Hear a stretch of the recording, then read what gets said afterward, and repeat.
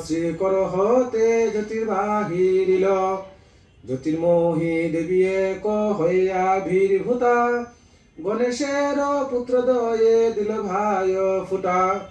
সে দিন হতে ভগ্নে পেল দুই ভ্রাতা গণেশ মানস কন্যা সন্তোষী মাতা ধরাধামে সন্তোষী মা অভয়দায়িনী পরম কল্যাণী দেবী ধন প্রদায়িনী দয়াবতী সন্তোষী মা দেবী মহামায়া ভক্ত বৎসল দেবী ধন পদ ছায়া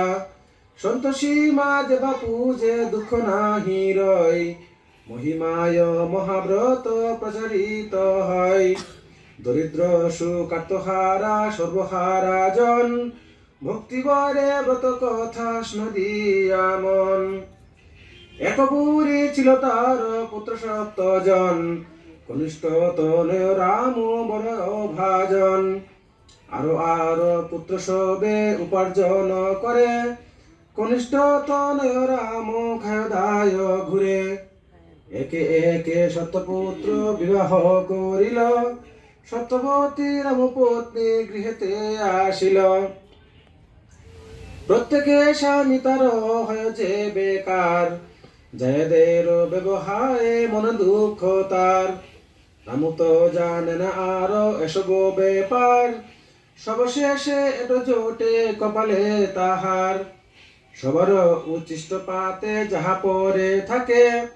অন্য পাতে উঠায়ে মা তাকে খেতে ডাকে সত্যবতী লক্ষ্য করি স্বামীরে কহিল সব কথা শুনে রাম মনে ব্যথা পেল একদিন পিষ্টকাদি গৃহেতে হইল অসুখের ভারে রাম শুইয়া রহিল